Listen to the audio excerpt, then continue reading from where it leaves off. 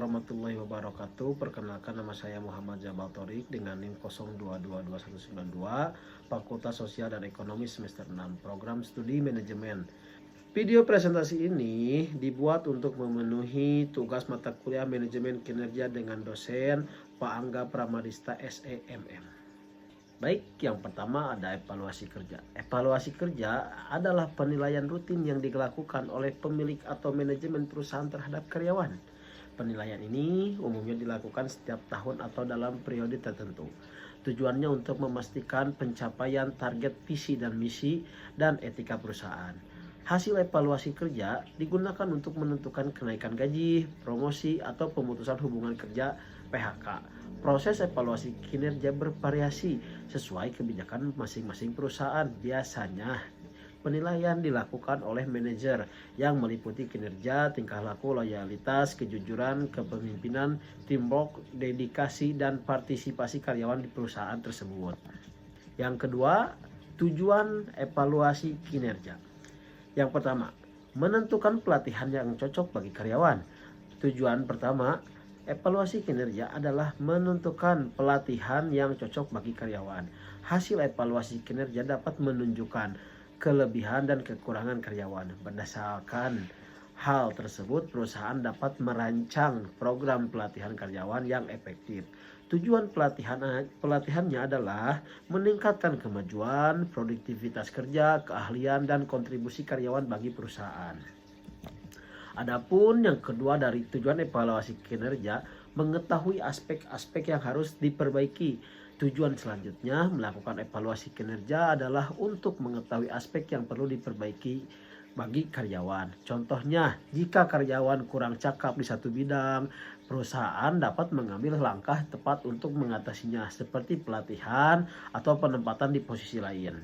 Adapun yang ketiga, melindungi perusahaan secara hukum. Evaluasi kinerja membantu perusahaan melindungi diri secara hukum. Dengan evaluasi, perusahaan dapat mengetahui jika ada karyawan yang melakukan kesalahan fatal, tidak mengikuti aturan, atau memiliki dampak negatif bagi perusahaan. Hal ini bisa menjadi dasar untuk perusahaan sesuai dengan peraturan yang berlaku. Yang terakhir, yang keempat, memberikan penghargaan bagi karyawan. Tujuan terakhir dari evaluasi kerja adalah membantu manajer menilai kinerja karyawan selama periode tertentu. Hasil evaluasi ini menjadi dasar untuk memberikan penghargaan bagi karyawan yang menunjukkan prestasi. Manfaat evaluasi kinerja. Manfaat evaluasi kinerja bagi karyawan: yang pertama, membantu karyawan memahami detail dan standar pekerjaan yang diemban. Yang kedua, menciptakan komunikasi yang baik dan terbuka antara karyawan dan atasan.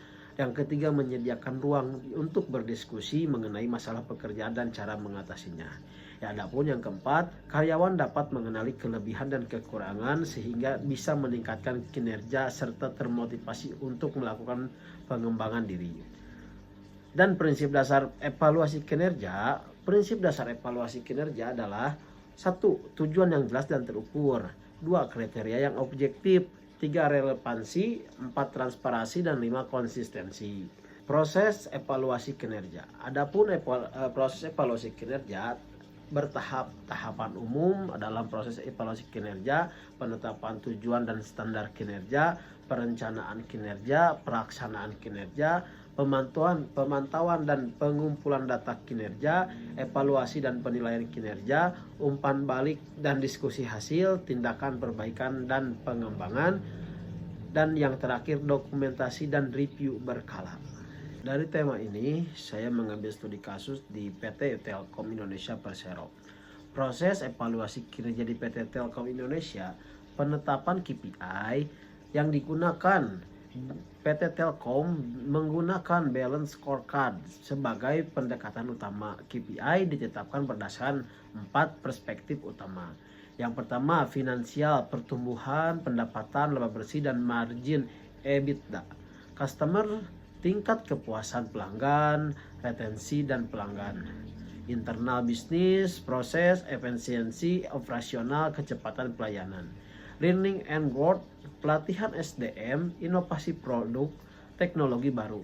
KPI ini diturunkan untuk meningkatkan korporat ke unit bisnis dan individu melalui proses cascading. Perencanaan dan komunikasi kinerja, KPI dikomunikasikan secara terbuka ke seluruh lini organisasi. Setiap manajer dan karyawan menandatangani kesepakatan kinerja tahunan. Dan yang selanjutnya, pelaksanaan dan pemantauan. Manajemen kinerja dipantau secara berkala bulanan dan triwulanan oleh tim menggunakan sistem digital bernama Thames Telkom Enterprise Management System untuk memantau dan mencatat capaian kinerja. Evaluasi dan kinerja. Manajer setiap akhir kuartal dan tahun evaluasi dilakukan oleh tim SDM bersama. Penilaian dilakukan secara kuantitatif berbasis KPI dan kualitatif melalui review manager.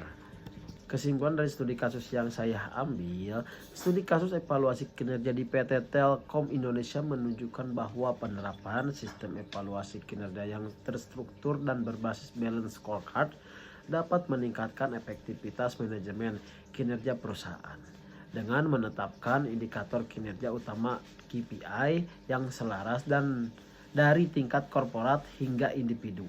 Telkom mampu memantau dan mengevaluasi kinerja secara berkala dan objektif. Proses evaluasi kinerja yang sistematis, mulai dari perencanaan, pelaksanaan, pemantauan, hingga tindak lanjut pengembangan SDM telah membantu Telkom. Poin yang pertama, meningkatkan transparansi dan akuntabilitas, mengidentifikasi area yang perlu ditingkatkan, mendorong terciptanya budaya kerja berbasis kinerja, serta memperkuat proses pengambilan keputusan strategis berbasis data. Keberhasilan ini juga ditunjang oleh penggunaan sistem digital yang memudahkan pemantauan kinerja secara real time dan akurat. Dengan demikian, evaluasi kinerja yang terencana dan berkelanjutan terbukti menjadi faktor penting dalam mendukung keberhasilan dan daya saing Telkom Indonesia dan industri telekomunikasi nasional maupun global.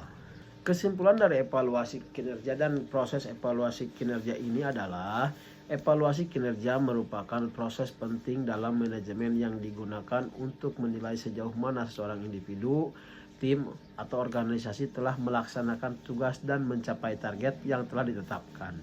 Evaluasi ini tidak hanya menentukan pada hasil akhir, tetapi juga memperhatikan bagaimana proses kerja dilakukan, bagaimana sikap perilaku ditunjukkan, serta kontribusi terhadap pencapaian tujuan strategis organisasi secara keseluruhan.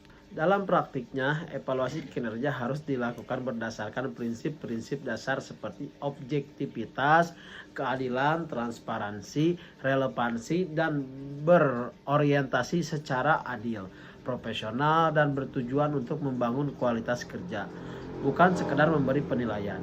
Proses evaluasi kinerja biasanya dimulai dengan penetapan tujuan dan indikator kerja yang jelas, dilanjutkan dengan perencanaan dan pelaksanaan tugas, kemudian pemantauan serta pengumpulan data. Setelah itu dilakukan analisis dan penilaian terhadap kinerja yang telah dicapai, diikuti dengan pemberian umpan balik dan tindak lanjut untuk peningkatan.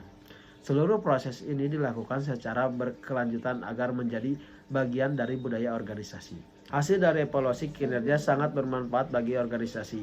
Ia tidak hanya menjadi dasar dalam pengambilan keputusan seperti promosi, pelatihan, atau pemberian insentif, tetapi juga berperan dalam mengidentifikasi masalah dan peluang perbaikan. Pada akhirnya, evaluasi kinerja yang dilakukan secara tepat dan konsisten akan mendorong peningkatan produktivitas, efisiensi, dan kualitas kerja di semua tingkat dan organisasi.